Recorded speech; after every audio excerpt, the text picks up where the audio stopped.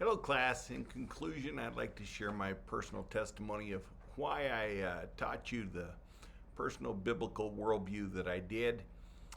At 19 years old, I began to study the Bible fervently. At 18, when I was a freshman in college, I took a anthropology class about humans and what it means to be human and what is a quality life, and did a lot of reading in all the major religions as well as different philosophy. And I decided that I had been indoctrinated as a Christian by my parents going to church my whole life.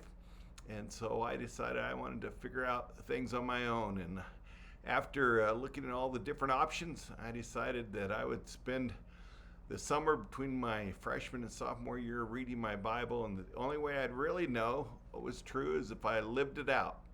And I chose Christianity to try first because as a civil engineering major, it made sense to me. Christ claimed to be in heaven, come to earth to communicate with us, sacrifice himself, die, and then go to heaven. And that was the promise that he promised that I would get, that I would be resurrected and be with God forever. And so to me that made sense. It was a proof, so to speak, that he proved that he was different. Everyone else seemed to have gotten enlightened in some way here on earth and told me where I can go later or how I can live now. And Jesus lived it out and then proved his promise by being resurrected.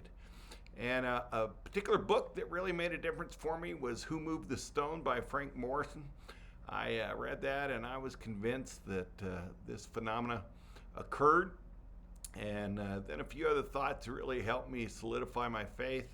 The idea that God was greater than my rationality, greater than my mind, greater than my reason, that if I could get my mind around God, then I'd be God. And so that there were answers I didn't know, and that there was a mystery, and there was unexplainable things quit bothering me. I quit being a skeptic about all that I didn't know and just realized what I did really believe and what I did know. And I've tried to live up to that, be a lifelong learner, and continued to be open-minded. And my faith has grown and changed. I was pretty strict early on, and now I have a lot more maturity and nuance and that kind of thing. But this idea of Jesus being in heaven, coming to earth, living his life, teaching us, and then going to heaven, that cycle even is my theology, cross theology, death, burial, and resurrection. And I think that that concept helped me to understand that more than one thing can be true at a time. I think dualism sort of pits things into a dichotomy, whereas dialectics keep several things in tension, that two things can be true at the same time. And I think three things can be true at the same thing. I think as far as a triad, God is three basic things: that he is righteous or holy, and he is faithful and faithful to his promises and his covenant, and also gracious in mercy. So I believe death, burial, and resurrection describe what God is.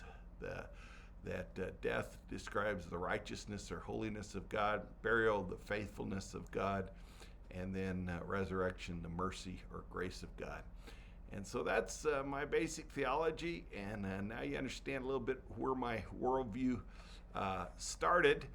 And I've been in ministry for 40 years, and have become not only I was a civil engineer, and then I went into ministry and studied in graduate school, got my master's of divinity, and then went on and got a counseling degree. I'm a licensed marriage and family therapist and a licensed professional counselor as well, and now in this PhD program in global leadership. And I think it really brings together my past experiences, and I just encourage you to be a lifelong learner, that hopefully this is an introduction to some bigger thoughts, and you'll go from here and develop your own worldview.